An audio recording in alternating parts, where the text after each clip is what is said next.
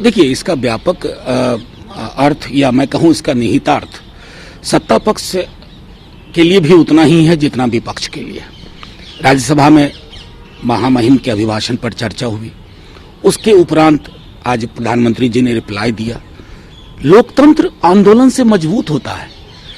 गांधी जी को अगर कोई आंदोलन जीवी कह दे या जेपी को कह दे, या छोड़िए गांधी जेपी तो बहुत बड़ी चीज थे, जनसंघ ने खुद कभी कोई आंदोलन नहीं किया, लेकिन हर आंदोलन में बैठने की उन्होंने गुंजाइश बनाई अपने लिए।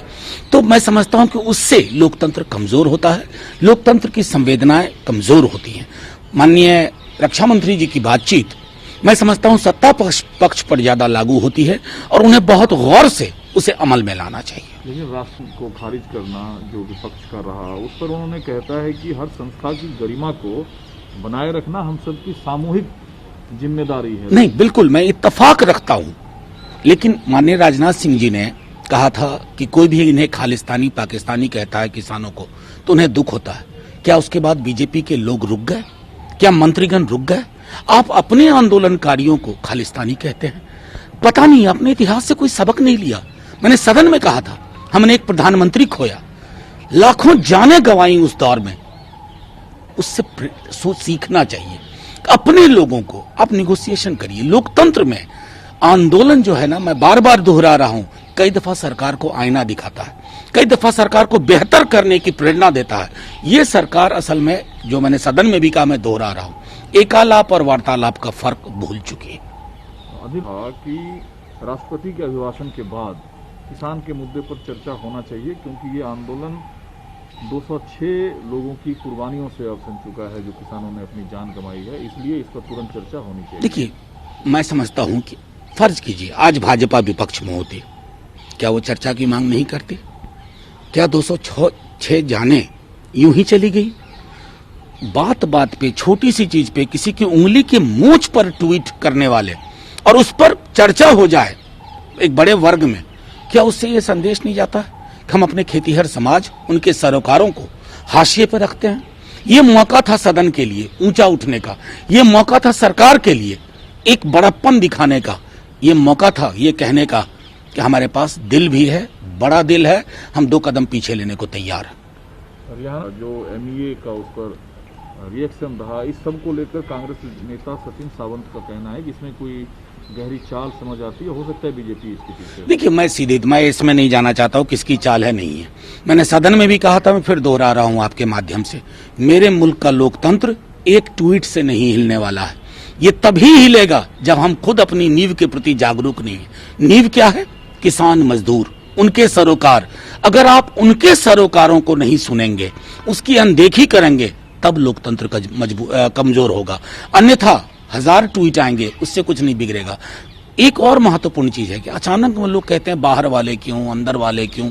ये ध्यान रहे, नेहरू और सुभाष बाबू एक सेल उन्होंने बनाया था जिसमें दुनिया में हर जगह जहां कहीं मानवाधिकार का उल्लंघन होता था, कहीं भी औपनिवेशिक ताकत कुछ करती थी, उसके बारे में टिप्पणी करते थे। आज अगर हम करें तो कहेंगे कि उपनिवेश तो उनका मामला है, वो उनका आंतरिक मामला है, उस पर टिप्पणी क्यों हो। ये सार्वभौमिक सत्य के पक्ष में नहीं जाता। लेकिन पीएम ने रहेगा मनमोहन सिंह जी को कृषि कानून के बचाव के लिए आगे आना चाहिए। कांग्रेस अपने ही स्टैंड से यू टर्न ली है। उस पर राकेश टिकैत ने कहा कि प्रधानमंत्री ने जो कहा तो फिर एमएसपी पर कानून बनाकर सामने आए। देखिए, सीधी सी बात है कि ये जो बार बार बात होती है एमएसपी था, है और रहेगा, ये रेटोरिकली सुनने में बहुत अच्छा लगता है, लेकिन सिर्फ सुनने की बात नहीं रही। लोग कागजात में देखना चाहते हैं। जब तक वो देखेंगे नहीं, उन्होंने कह दिया है, तब तक घर वापसी नहीं। जब तक कानून वापस नहीं, घर वापसी नहीं।